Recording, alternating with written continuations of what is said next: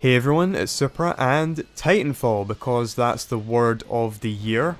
I decided that despite not understanding the hype and thinking that this game is just like a huge rip-off really, that there's no harm in signing up for the closed beta and testing it out, because I don't feel like spending much money on anything now that I've invested £80 into a game that for the most part I don't enjoy at all. I would really like to publish Battlefield 4 gameplay, and the previous client update was really good.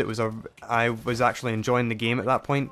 I mean, just TDM, really. Using DMRs and maturing all the DMRs, I was actually having fun with that game. And I was considering getting back into it, and then the next update, and then there's client-side crashes again, and the time to kill has gone up, and one-shot kills have gone up.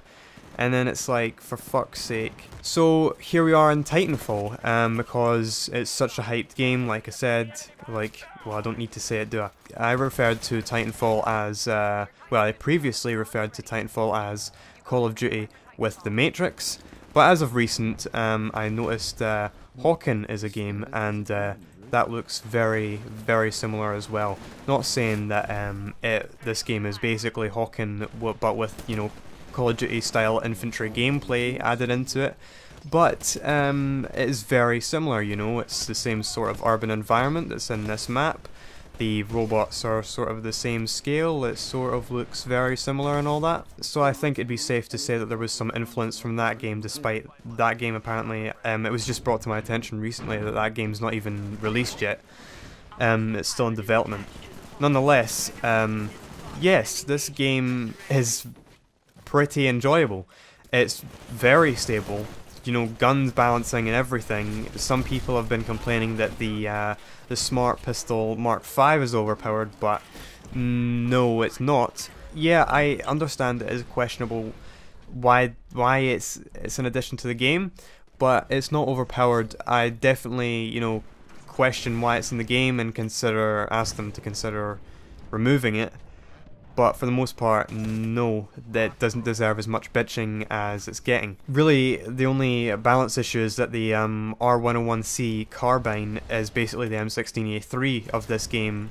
But for the most part, every gun is relatively usable and enjoyable. The game is very enjoyable, is relatively, you know, bug-free. The only real bugs that I've been having are, you know, stutters here and there, you know, optimization issues in general, and when I record with the Xtori I get like an angle snapping effect with my mouse. But yeah, for the most part, this beta, despite having, you know, despite the majority of your games being like 7 minutes, you know, under 10 minutes, a lot of the time you can get pissed off, a lot of the time you can be abused just for using VoIP. I'm not going to pre-order it. I don't feel like spending money on much these days, especially after, you know, investing £80 into such a game that for the majority of the time, I don't enjoy it at all. I consider cutting my wrists every time I fucking play it, especially with EA games.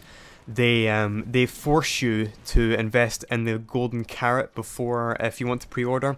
So every EA game will be £15 more than it should be, to force you to buy that extra shit you don't necessarily want, as I've said in a video that I published a really long time ago. Basically, my thoughts on this game is it looks really cheap and it looks like a rip-off, but if they can pull it off and they can support it and it works really well, reason Call of Duty is good is because it's simple. I'd say, why not? Let's see what happens. So, other than that, why have I not been publishing much recently? Before the new year, playing on China Rising, as it had recently released, as you know, and suddenly blue screen of death. And what happened over and over again, to the point where I couldn't even stay within Windows for, you know, 10 minutes or even 5 minutes. I couldn't even get into safe mode. I was force rebooting a lot, and I think that was the point where my motherboard just went, fuck it mate, I'm not even gonna succeed post. So there I am, wondering what to do with myself, because you feel like you know when you've been doing the same thing for like the past 3 or 4 years or more, and then suddenly for a week you feel like you should be doing the same thing, right? You just have no sense of meaning, and it's a very weird feeling. You know, I ended up removing one RAM DIMM, and all the stuff in between. We had diagnosed that my motherboard cannot post with more than a single DIMM in either channel. Tried stuff with it, and tomorrow it's going to be sent to, it's going to be RMA'd, or yeah, RMA'd if that's a word. And it's not. And hopefully it won't go down like my CPU RMA went down, where I thought that was faulty. My motherboard should have recognised it, but it didn't. It was a weird thing, but I didn't do a BIOS update like you should do with every CPU update, and was charged 20 quid for it. So hopefully this time they don't charge me money for it, and then I'm stuck with, you know, a broken motherboard, not knowing what to do, and I've been charged 10 to 20 quid for it. But sooner or later I'm going to be upgrading anyway. Scan have been for ages selling like an i5 and an SSD and whatnot, and that's what I've been looking to get. They've been selling it on offer. So I've been thinking, I want a tracker for Christmas. The people that the retailer just couldn't be arsed to send us this. We got a refund, and thinking of investing, you know, putting the money towards investing, you know, basically a new computer.